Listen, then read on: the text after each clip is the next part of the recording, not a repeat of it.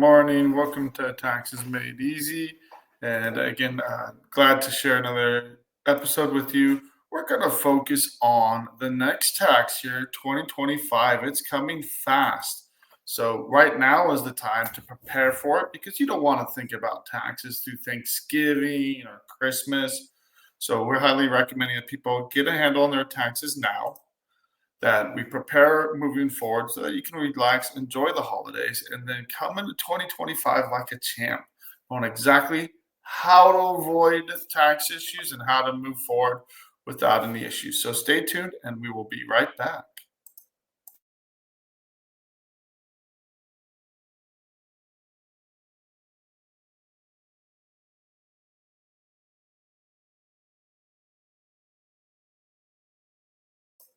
Welcome back, everybody, and thank you for watching us either live or on rebroadcast.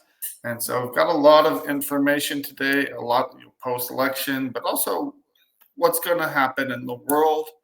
And our topic for the day is getting ready for 2025. What can we do to make sure we don't owe taxes? If we do owe taxes, how to prepare to eliminate and reduce our tax bill moving forward. So, gonna jump right into the news. The first one is from the IRS. Couple of bits of helpful information from them. First of all, 2024 financial report summary of what happened in fiscal year 2024. So, main takeaways here is 5.1 trillion in tax revenue, highest amount ever collected in 2024. So, and they also collected more than 98 billion in enforcement revenue, and then 553 billion other federal tax refunds and other outlays. Or no, distributed 553 billion. So total revenues right around $5 trillion. So that's a banner amount. Problem with that is we spent close to 2 trillion over that amount. So it's not a revenue problem facing the U.S. government. It's a spending problem. If you hit record highs on revenue and you are blowing well past that every single year, and it goes up every time the revenue increases, it's a huge, massive spending problem that is not sustainable long term. So good news that revenue is going up. It's just we need fiscal sanity as far as our spending. One thing to help with spending, though, is the next article, also from IRS.gov. Healthcare reminder: employees can contribute up to $3,300 in 2025 for health FSA accounts. So healthcare FSA reminders. Now, what are FSAs? These are flex spending accounts, flexible spending accounts, where you can put money in tax-free, and then you have to use that money for medical expenses not covered by other health plans. So again, this can be very helpful. If you have a joint couples, you can do it to the tune of $6,600 for your household every year. So this is pre-tax money. It just has to be used for certain things. So some of the expenses: updating your medicine cabinet, basic supplies, big ticket expenses that are needed for your health, seasonal needs, allergy products, sunscreen, warm and steam vaporizers, routine checkups, visits with specialists not covered by the regular insurance plans, over-the-counter items that are FSA eligible, eye exam, dental visits, out-of-pocket costs for dental vision are also covered. So a lot that can be covered here. And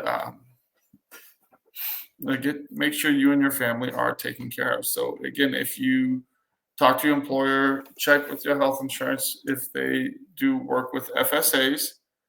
Now's the time to open it. It's open enrollment season for these. And again, get informed. If you're not sure, check with a health insurance provider. There are plenty of health insurance brokers out there that can help you navigate and find what works best for you. And if you are spending regularly spending or would like to be spending regular amounts of money for healthcare, vision, dental, this is a great plan for you. So, excuse me, pardon me. Got a bit of a scary story. So a couple pieces of good news, and then this just came over the wire. There's multiple newspapers reporting on this. In Amsterdam, in the Netherlands, Europe has a history of anti-Semitism, and with all of the immigrants from Muslim countries, it's becoming a huge problem again. So here you have the history behind it. It was supposed to be just a routine game from Maccabi Tel Aviv, which is a team from Israel. And Amsterdam Ajax, a local team, turned into a fight for survival. Again, a lot of Israelis traveled to the city for the game to be there and root on their home country's team. However, after the game, there were multiple attacks, and it looked like it was organized and planned out, where you had groups, 5 to 10 individuals, in alleyways, in blocking streets to catch Israelis going to the game or leaving, targeted, brutalized, hunted down, even roaming the streets and storming into hotels looking for Israelis to assault and kill. Again, there's multiple videos documenting this. Again, that you have a Israeli ambassador to the UN gave a statement. We are seeing a program against Jews unfold in Amsterdam. And 24, this must stop. The whole globalized intifada was not just a slogan. They meant it. And what is the Dutch government doing? Again, they did not send it to the police. This is not being stopped. Again, very disturbing videos if you want to watch them. Again, they gathered in clusters, went around key exits from various train stations, and targeted anybody that was Jewish. So where are the police as Middle Eastern immigrants break into hotels and drag out Jews and beat them bloody? You have 6 Israelis that are currently missing, probably dead, and others have been beaten unconscious. And again, this is very scary. This is reminiscent of what was happening in Germany prior to World War II. Again, this is very scary and happening in Amsterdam, of all places, which prides itself on being very open. But again, it's scary to see these kinds of things. So, Israeli Prime Minister Netanyahu is commenting on this and urging citizens to stay inside and lock your doors. So again, just if you are Jewish and traveling to, I was not sharing that tab. So again, here's the article, some of the pictures, some of the videos if you want to watch it. And again, this will all be linked. Here they are breaking into a hotel to find and attack Jews, beat them up or kill them. So again, very, very scary things going on. So just because we are in a new era, we think that we don't have to worry about so many different things. History repeats itself, and unless we're vigilant against anti-Semitism and racism in the world, it's going to raise its ugly head again, which is very, very scary. So this next article talks about another scary thing going on, and comparing. It does a little history dive. So this is Compass Points, Marine Corps Corporation. Compass Points just came out a couple of days ago, but compares the Houthi, I think that's how you say it, pirates of today, to the Barbary pirates that Jefferson dealt with. So when President Thomas Jefferson became president back in 1801, we had a problem with the Barbary pirates on Northern Africa taking hostages, and most of the major countries just paid them off, paid them bribes to be left alone. And eventually President Jefferson said, we're not doing that anymore, because we were a very new nation. We didn't have a lot of funds. Um, and so instead of paying the pirates, he took a different approach, sent American ships to blockade the Barbary states. And they, again, there's a little bit of the history of it. So when it's even in the Marine Corps song, the shores of Tripoli, that's what they're singing about. When the Marines first went in and tackled and took the cities, and by actually sending troops and blockading their ports, we were able to get the Barbary pirates to sign treaties to stop all the piracy and stop attacking American ships, which happened. It was successful. Today, though, we have a very similar thing going on. The Houthis, which are Iran-supported terrorists, are now extorting roughly $180 million a month from ship operators seeking to avoid the far longer, more expensive voyage around the Cape of Good Hope. So, unfortunately, we have a similar thing happen where today they're extorting millions and millions of dollars. And what are they using those $1 million? And that's a month. That's not a year. That's a month. What are they using that money for? It's gone from being a small local resistance group into a powerful regional force dominating the region. So we are allowing them to be funded. First of all, Iran has been funding them, and they have become outsized in their power and control because we haven't done anything about it. This is a huge issue. It's not only just a huge issue for the United States and international travel, shipping, which is costing us a lot of money, but it's really affecting our allies in the area. So Egypt has already lost $6 billion in revenue from the Suez Canal being not used nearly as much.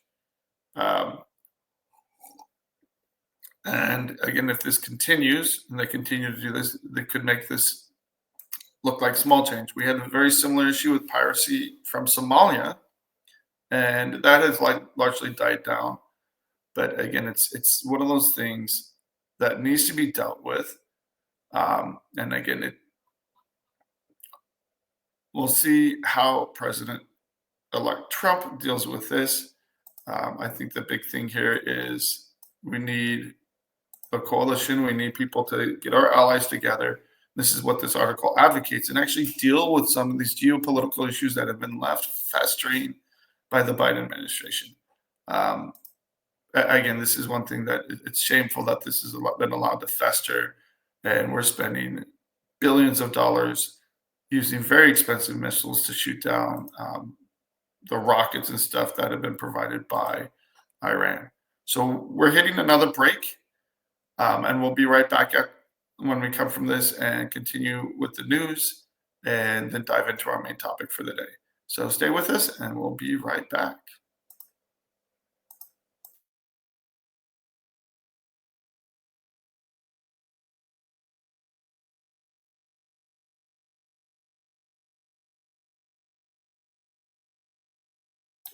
Welcome back, everybody, and going to switch gears a little bit and focus more, a little bit more on our national politics. Again, like with what happened yesterday and going in today, we can see the markets have really exploded since Trump was elected. He's now president-elect. Markets around the world are reacting. Most of them very positively. UK stock is up. Japan stock is close 2.6 up. Pan-European stock went up 0.4%. S&P rose another 1.7%. Russell 2000 gained 4.4%. Tesla's stock is up 14%. Mainly because Tesla's founder is also very closely tied to the Trump administration. Bond yields are up. So again, bond yields have gone up with borrowers expecting more internal instead of foreign borrowing on Trump, and interest paid to U.S. citizens instead of foreign governments. I think that's a great change. But the markets that are down are the ones we want to be down, mainly in China. Shanghai Composite closing down 0.1%. The Hong Kong index closed about down 2.23%. So that's a big drop. And China stands the most to lose the most. Again, by Trump holding them accountable for their deceptive trade practices and tariffs being imposed on Chinese goods. I think that's a great thing. China's not our friend. If they want to start acting like our friend, great. But it drove me batty. And again, it was Republican, Democrats doing that, where they would give them most favored nation status and give them all kinds of benefits when they act like anything but our friend. So again, tariffs could be hurting some of our allies as well. But again, Bitcoin is up. And again, we'll see gold and oil are also going up as well, as Trump has promised to drill, baby, drill again, and rival or beat traditional exporters as Saudi Arabia and Russia. Cheap oil, more than anything else, by the United States producing and not being reliant on foreign oil, what that does is it hurts the worst actors in the most that are reliant on oil. Venezuela, Iran, Russia. Again, it's really is in our favor to have cheap oil, to not be dependent on foreign oil. I know that was one of the biggest accusations against the Bush administration, that we invaded Iraq for foreign oil. The easy solution is to drill here, create wonderful jobs, high-paying jobs here in the United States.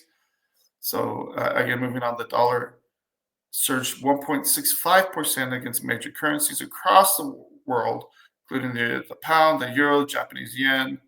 And again, so we'll see what happens, but a strong dollar is a good dollar when considering international trade and exchange. So part of this is Trump puts together his team. It's going to be interesting to see who takes over. So Susie Wiles was appointed as the first female White House chief of staff in history. So who is Susie Wiles? She's been in politics forever. I'm not sure if that's actually Doris Goodwin discussing it, but that's Susie Wiles right there. Again, she's been in the background, but she's worked in politics since the Reagan administration. I think we'll hear plenty about her moving forward. She just looks like a sweet old grandma. I'm sure she's not. She's been in politics that long. But she helped run Trump's campaign and keep it more disciplined in his previous campaigns. Again, a lot of people complimenting her, but let's see what she actually does. Let's see what kind of people Trump surrounds himself. Again, that was one of the biggest faults from before. Again, he chose them, but after getting burned bad the first time, hopefully he is a lot more selective in who he chooses and surrounds himself with. So again, I think we're all going to get to know the name Susan Wiles and see how she does hoping to run this next Trump administration. So for better or worse, the FBI, and I chuckle because I don't have a lot of sympathy for the FBI, is expecting a total bloodbath. So pretty much all high-level employees are expecting to hit the chopping block. Again, with the win, the top brass at the J. Edgar Hoover building are freaking out, as they should. They're walking around Daisy, wary of a house cleaning, and one of the issues is this fitness test. A lot of them, it's going to be an easy way to have a lot of them just pushed out the door if they can't meet the basic fitness test. And they really let that slack. No one at the GS-14 level or higher is safe from losing their job after Mr. Trump is sworn in. And why? These are the same people that hid the truth about the Hunter Biden laptop, lied about it, and then confirmed it in court. Peddled knowingly false information about Russian collusion for years when it's been proven false. They let pedophile rings go because they were too busy to focusing on and persecuting January 6 suspects, which the Supreme Court has smacked down most of that. And again, one of the biggest accusations is that DOJ and FBI have been highly politicized. Now, do we want this where someone comes into office and just kicks everybody out from the old administration and replaces them? No, we want continuity. We want stability. If every 4 years we just wipe it clean and start from scratch, that is not good for our intelligence agencies. It's not good for the government. But even worse is to have a politicized agency that goes after political opponents and acts at the behest of one political party or the other rather than for the good of the country. So again, do they need to be overhauled? Yes. Do I feel sorry for them? Absolutely not. But long term, this is not healthy for the American governance to have a situation where people feel like we do need a clean house. So it cuts both ways, and I want to be very mindful of this, that as we go through and look at what the Trump administration is doing, that we have an open mind as to the pros and cons of what's happening. So interestingly enough, jumping to the next article, changes are happening fast. New York City Mayor Eric Adams was not the happiest, did not get along the best with the Biden administration, is under investigation by the Biden administration. We'll see what happens with that. And then Thursday morning, one day after the election, and having a phone call with Trump, he announced that he's not renewing a controversial and expensive food voucher program that provided debit cards for migrant asylum seekers. So this is part of the problem. You're going to have massive immigration and illegal immigration if you have all kinds of draws, all kinds of magnets, free food, free housing, free everything. Just get here and we'll take care of you. We don't do that for the homeless. We don't do that for veterans. There's so many people here that we don't do that for. And it really is. And Eric Adams has come out and said it's going to bankrupt the city of New York. And the program just handing out free vouchers alone has cost $3.6 million since March. $350 per week for a family of four to buy food and baby supplies. So anyway, it's there's a lot to be addressed here. And New York has seen massive problems with immigrants coming in. 200,000 since 2022. And more immigrants than New Yorkers in the DH system. For 65,000 are in the city's care. And so it really is squeezing out Americans that are already struggling. And again, it's when we address these magnets, we're going to see changes in immigration. And the first time around, I think we saw a lot of people self-deport when we turned off the magnets and all the freebies. So here's Trump talking about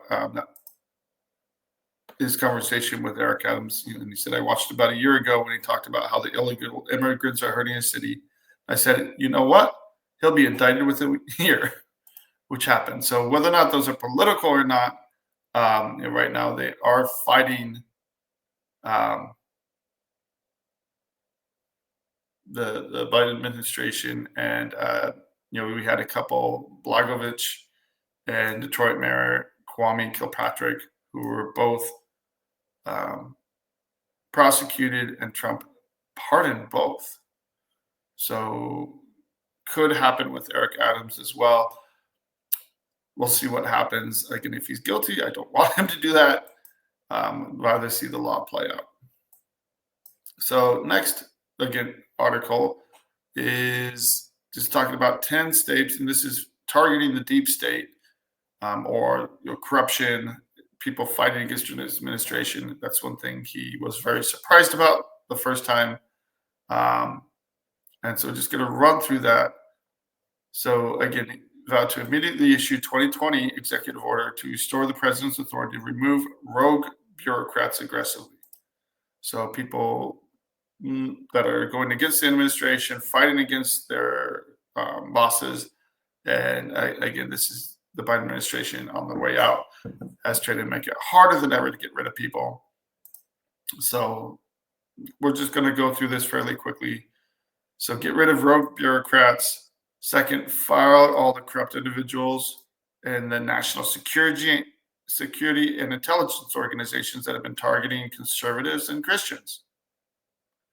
This has been happening. These departments that have been weaponized will be completely overhauled, which is why the FBI, they're running for the doors. He said, we reform the FISA courts. Very interested on how he would reform that to get rid of the abuses that are going on. These secret courts that don't follow normal processes. They claim that there's reasons we need those. I don't know why they need those. Again, whenever they do something, we need this, and it turns out then the government abuses it like crazy and walks all over citizens' rights. Again, that's and doing so, he would expose the abuses of power that have already occurred, and do a Truth and Reconciliation Committee. So that kind of sounds a lot of Truth and reconciliation is a phrase that has been used in the past for very scary purposes. But the point here is to declassify and publish all documents on deep state, spying, censorship, and corruption. Any move to make the government more transparent, I applaud. There are plenty of people that fought tooth and nail. And again, the Biden administration claimed they were going to be the most transparent administration ever. They were far from it. I am all for transparency. The more we can see what's happening with the government, the more people can actually have input on it. Again, he would crack down on government workers, colluding with left-wing media to create false narratives. There's plenty of things that have been put out by the federal government to push lies, crack down on news stories, and it's censorship. Making the inspector general's offices independent from the departments they oversee so right now, currently, a lot of the inspector general's offices have been co-opted by the departments they're supposed to oversee, and by making independent watchdogs can definitely help improve accountability that is severely lacking in our federal government. Another step in that direction, an independent auditing system will monitor intelligence agencies to make sure they are not spying on Americans and abusing and violating American rights, or running disinformation campaigns against them. Not the place of our government to attack and lie to us. One of the things he did is relocate parts of the federal bureaucracy to other states. Last time he moved the Bureau of Land Management to Colorado. And then this is huge. And this is something that RFK has really talked about. Robert F. Kennedy, ban federal bureaucrats from working at the companies they regulate, such as Big Pharma and Big Tech. So you have a revolving door where the bureaucrats that are overseeing it are hand in hand with the companies they're supposed to oversee. It leads to a lot of corruption, especially in our food and what's getting approved. And then this last one, I don't think this will happen, but pushing a constitutional amendment for term limits. That's a far stretch. I don't see Congress doing that. But there's a lot there to do. And let's see how much of it gets done. There's a tall list. So Trump's former Treasury Secretary, I have no idea how to say this, Mnuchin, said his top 3 priorities are going to be 1, tax cuts, Iran sanctions and tariffs. And again, we need to hit Iran with everything in the kitchen sink when it comes to financial sanctions, punishments, because they have caused, if you want peace in the Middle East, you have to deal with Iran. If you want peace in the Middle East, you have to cut off their funds, you have to cut off their flow of money. And part of that is not only dealing with Iran itself, but also stopping the flow of money through the Houthis, Houthi pirates, which again is a huge problem in the Red Sea. And so again, he goes into most of this should be fairly easy to pass. You do have the filibuster to work with in the Senate, but I think putting sanctions back on Iran should not be hard to do, and hopefully a lot of this happens quickly. I'm going to kind of skip ahead because we're running out of time and just so much information to cover. So we're going to jump to the topic of the day and just kind of introduce it before we hit this next break. Taking things a step back to your personal finances and your own personal taxes. How do you avoid owing the IRS? And how do you get your financial house in order? We look at the national debt. We're spending $2 trillion more than we bring in, even though we have higher revenues than ever. 5.1 trillion, highest ever. When you consider refunds, it's just under that. So maybe 5.05 trillion. On the same side here, we need to get our own financial house in orders. I just spoke to someone yesterday. They need to be paying $1,700 a month in estimated tax payments, and they were paying $600 a month. We had talked to them, and the key thing is, if you're behind for 2024, at this point, it's already November. It is so hard to get caught up through the year. Whatever you can pay is great, because you're going to get hit with a lot of penalties for not owing. The number one penalty is failure to file, and most people put off filing until the deadline, and as long as you get the extension, that's great. But it doesn't help you know how much you're going to owe and how much you need to pay to avoid all the other penalties when you are constantly kicking the can down the road on everything else. So one of my biggest caveats and advice here is to get ahead, prepare now to file your taxes early in January, to have your numbers. And I understand a lot of companies that just can't do it. It's just kind of too big, but you can run the numbers. You can do a profit and loss, and you just have to have your books together. So we're going to really dive into this when we come back after this break and kind of hammer on how to really be prepared for 2025. So we'll be right back.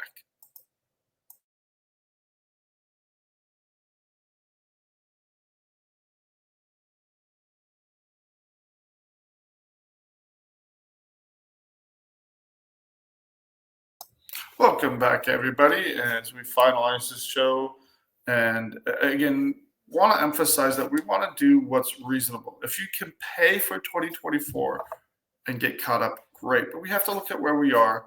If you're really behind for 2024, it really is probably too much for most people to get current for the current year for 2024. So it makes a lot more sense. And I was just talking to someone yesterday. They were struggling to make the estimated payments necessary through 2024. Let's reorder things, get on track. Come January of 25, that's when you want to make sure you're paying your estimated tax payments. You want to make sure you have everything together, but you want to file your 2024 taxes early.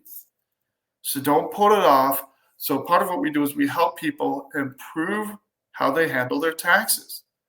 And the best way to do that is to have a profit and loss that you can look at least quarterly. Now, if you're self-employed, you have a side gig, etc., what that does, first of all, it means that you don't have to go through everything for the full year. You've already done the footwork. So a lot of your paperwork is already put together. Makes it so much easier to file your tax returns in the next year. 2, you can get your refund, any refunds earlier. But 3, you can see how much you owe. And you can avoid a lot of the penalties if you can just pay any taxes by April 15th. There are penalties for not paying sufficient estimated tax payments, but it helps you avoid more penalties moving forward and make sure that when you file your return, the balance is paid. And if you have penalties, they'll be minimal. If it's the first time you've had penalties, you can usually ask for a first time penalty abatement just to get rid of that. But really, going over your P&L, having those numbers put together well for you is really a game changer.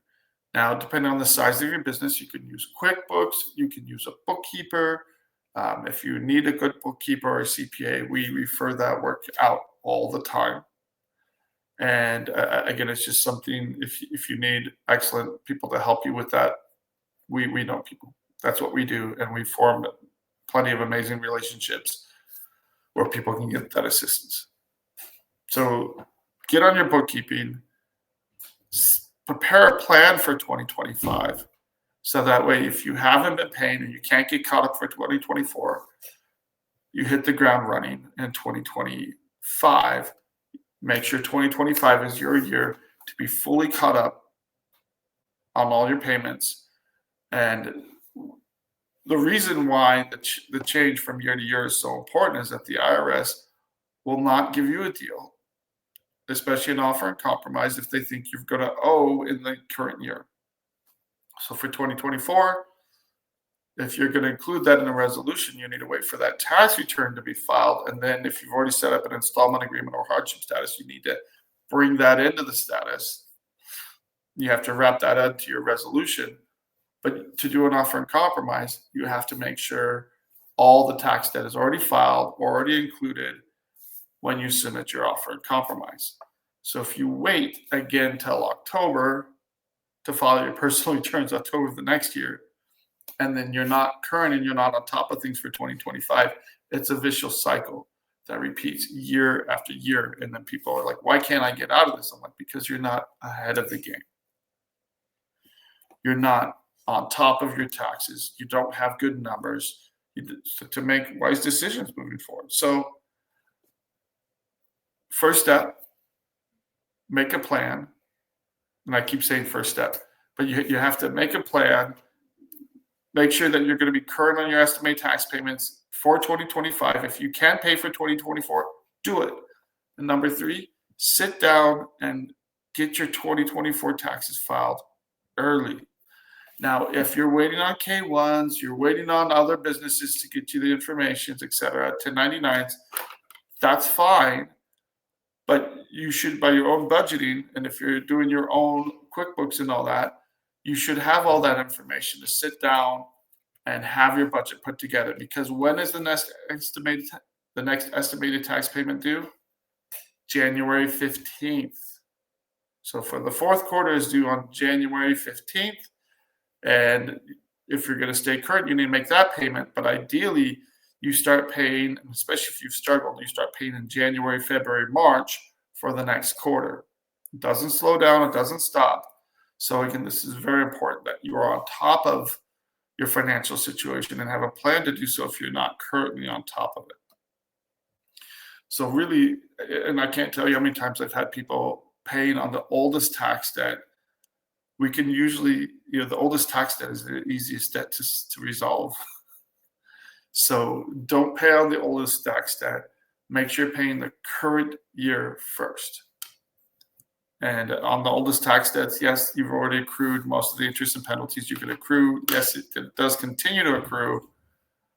But by avoiding all of those moving forward, rather than just owing again and getting smacked with all those interest and penalties for each successive year, that's how you stop the damage. And then you can turn around and resolve the back taxes.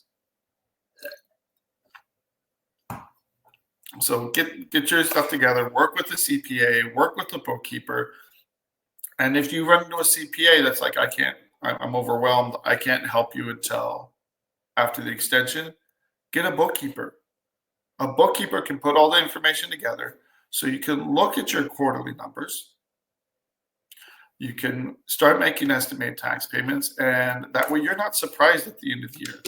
You're not surprised when each quarterly payment comes around. You can be prepared for it. And there are business coaches that will help you get a budget in place, help prepare your business to meet those expenses and to plan. And when things are tough, it's the hardest. When your income goes down, that's when it's the toughest to meet those taxes. So one of the biggest things that people feel, like, I didn't make any money, but if you paid yourself or if you have employees, you definitely have to worry about employment taxes. So again, those can take a huge chunk out of your income. And we're talking Social Security, Medicaid, and Medicare. That's 14.9% of your income has to be paid if you're self-employed. Now, if you are an individual and you have been owing taxes, you need to adjust your withholdings, make additional tax payments, something to show that you're not going to continue to owe. So it applies for people that are W-2, also self-employed. You need to make sure that you're not shorting yourself in the future by taking too much money now. Now, if you can't afford to live on them, again, that's a perfect time to go and do an offer and compromise and wipe out all these past due taxes. I can give you a free slate moving forward. Again, if you have older debt, sometimes the best option is a hardship status where we let that expire. Yesterday I talked to a guy making to 10 to 15 grand a year or a month. He has the money to pay right now. Depending on what it happens, he might qualify for an offer on compromise. But again, it's going to be we're going to have to look at his numbers carefully to see exactly where his money is and how much excess money there is. And the question is, there is excess money. The question is how much. So again, reach out to a tax preparer. Find a CPA. If you need help, if you need advice, give us a call. So a gentleman I was talking to yesterday, again, this is just what we do day in and day out, called, and he hadn't filed since 2013. And he had someone file his 2013 return. And this is years ago. And he's like, I need to file since 2013. I need to get all these returns filed. I said, why? He's like, well, I don't know. When do I need to file? I said, 2019 moving forward. Starting January 1st, that's all you have to file. And by the time you get your return, it's going to take the IRS 6 months to process it. Makes no sense right now to file 2018 unless you're under the gun and you have to do it immediately just to get the IRS off your back. But in most cases, don't. So we saved him 14, 15, 16, 17, 5 years, the cost of filing 5 years of returns. We also saved him money by telling him exactly which years need to be filed. He didn't have the information. We can pull all of that from the IRS, or you can go to irs.gov and pull your transcripts. And with this older debt from 2013, we're going to look at when this is expiring and going away, because it should be expiring very soon. And we can use that to help his case in multiple ways.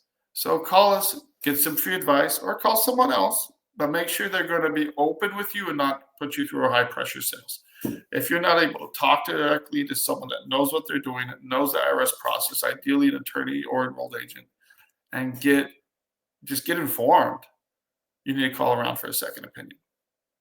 And that's all we do have. Some people that call us, they've talked to other people, but the number one thing that we hear is that they're so thankful that we gave them good information, an overall picture, and helped explain to them what their duties and obligations are, how to meet those and save the most money through the process, and then how to, we give the advice freely on how to do a first-time abatement. I just yesterday gave the number, when to call, what to ask for to someone that, a business partner that we've worked with in the past.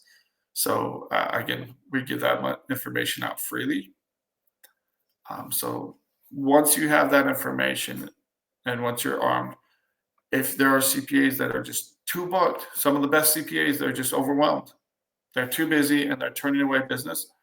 Don't wait forever, because you have to have the best CPA. We have excellent CPAs as well that are expanding their process, that are looking for new clients, and can help you in a timely manner.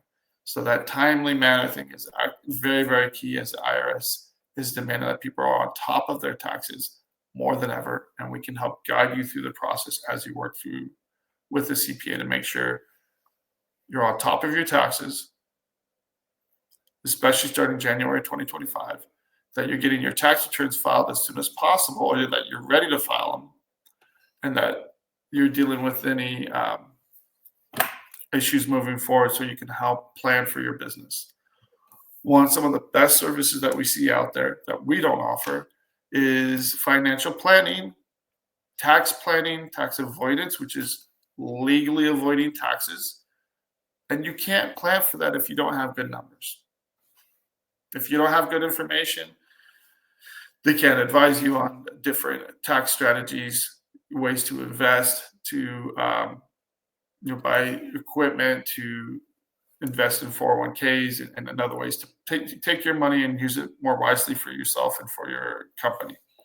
So again, if you have those questions, we work with financial planners as well. Give us a call, 520-485-7371. And I've done plenty of shows on all these topics as well. But the best thing you can do for yourself is get informed. And don't wait till January. Now's a perfect time to get some advice, to find out what needs to be done, and start putting your books together. Because come December, I don't know about everybody else, I've got at least 4 different Christmas parties planned, not to mention, ballet recitals and concerts, youth concerts for my kids in school. And there's so many different things that happen in December. So don't wait until December. By then, life's going to be crazy. Christmas kind of takes over everything. And it can give you a lot of peace of mind to deal with this now, get ahead of this, and then just get that monkey off your back to be able to breathe.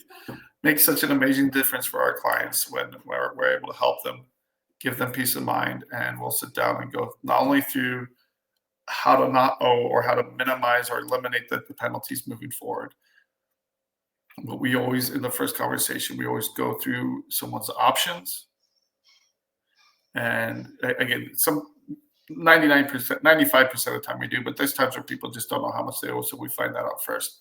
But you should be able to get an idea of what options you have with the IRS, how you can deal with it.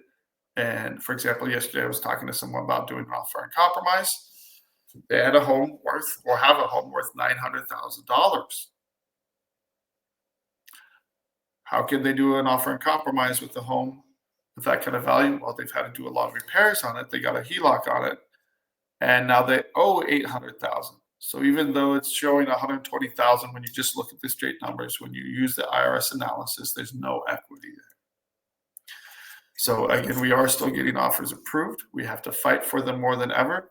But again, I think a lot is going to be changing, not only through other branches of the government, but with the IRS as well.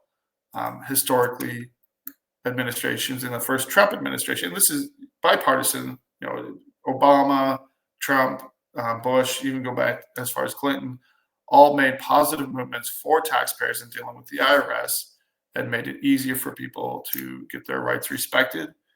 And I am looking forward to some of the changes that the Trump administration might be implementing, and we'll be on top of those to make sure people do get taken care of. So again, if you have questions, best thing you can do, give us a call, 520-485-7371. All these shows are also uploaded to our YouTube channel after the show. And you can find us, these daily shows on the smartmoneyculture.tv. So our website is guardiantaxlaw.com, and there's a link right at the top for our YouTube channel where all of these shows are posted. So again, I hope this was informative. And again, stay tuned. We'll see you tomorrow as we do our best to make taxes easy for you, especially going into 2025.